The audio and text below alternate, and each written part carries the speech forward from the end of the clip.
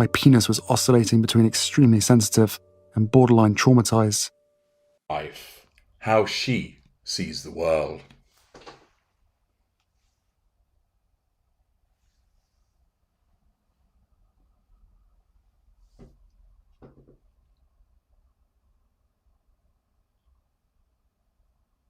Now you may wonder what was going on with that silence. Had HG forgotten to speak? Had HG been distracted by something? Was it a glitch with the recording? No, it was none of those things. My silence was deliberate, because I was conveying to you part of what Harry's wife's world is. Emptiness. Silence. Many people labour under the misapprehension that a narcissist is always scheming, always plotting. The reality is, very few actually do. Most narcissists operate hand to mouth, namely, they are focused on the moment and the assertion of control in that moment, the drawing of fuel in that moment, the acquisition of character traits and, of course, residual benefits in that moment. There will be instances where the activity takes place in the moment in relation to a future gain. But there will be occasions, and those of you who've had experience of the narcissist will invariably have looked at the narcissist and thought, there's nothing going on, is there? There really is nothing behind the eyes. You'll recall that in the excellent South Park parody of Harry and Harry's wife, towards the end, Harry flipped open the head of Harry's wife and looked inside and said hello and was met with an echo. Clearly somebody had been doing their homework to understand the emptiness that exists within Harry's wife. Sometimes that emptiness shows itself because it will seem like she zones out, as if she's like C-3PO and a switch has been flicked at the back of her neck and that there's nothing actually going on.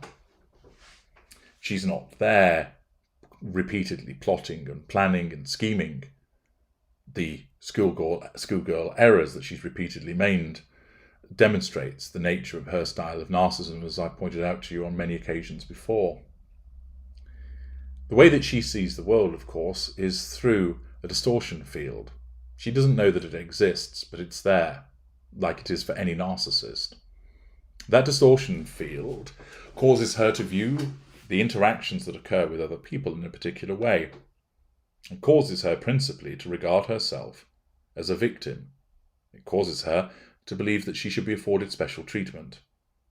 It causes her to believe that she's better than everybody else.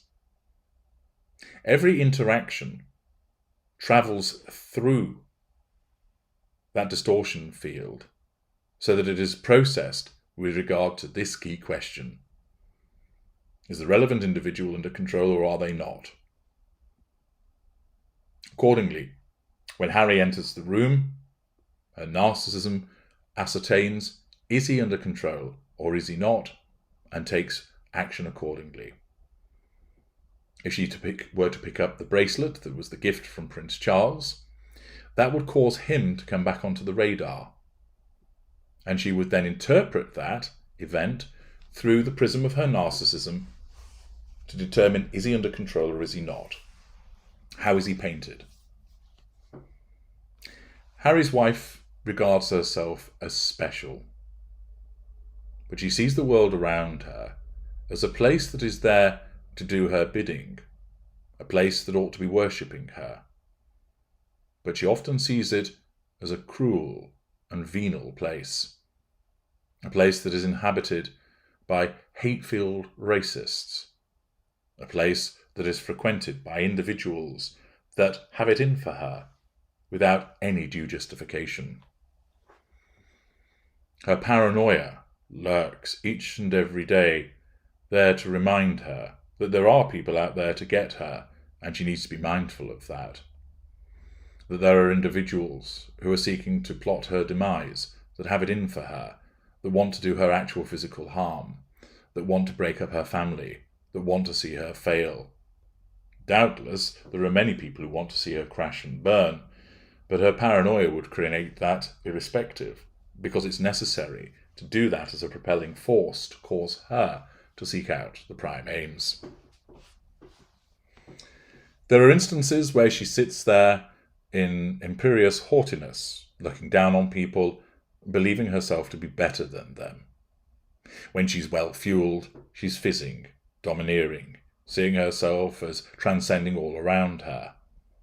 But when there are repeated threats to control, when her construct has been repeatedly holed by wounding, then in those circumstances, as the fuel drops, she feels weakened, vulnerable. There is this nagging itch that she cannot scratch. There is this uncertainty that hangs around her like a damp black dog. She doesn't know what it is. She doesn't know what's causing it, but she experiences it nevertheless. She views people with suspicion. She does not trust them. She regards them as unhelpful. She interprets people, where they might even be acting with bona fides, through a prism of narcissism, to view them in a way that they are not to be trusted, that they are viewed as hate-filled, treacherous individuals. It is not a happy existence for her, always looking out on the world with a mixture of either believing that she's better than everybody else and set above and apart from them, or, then in other instances, that it is a dangerous world where people are looking to take her knees at any given moment and she has to be on her guard. She alternates between those two states and varying degrees in between. It is necessary for her to be that way to propel her to respond appropriately and accordingly. But in the circumstances, this is the way that she looks on the world.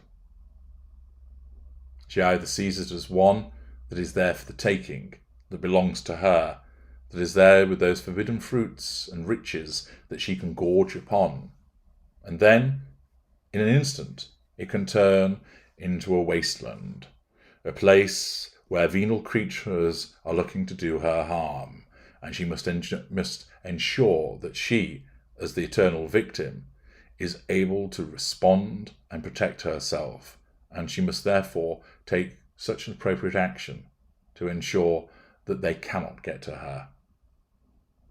This is the way that she sees the world, through that narcissistic lens, through that distortion field, through seeing things both black and white. I'm H.G. Tudor. Thank you for listening.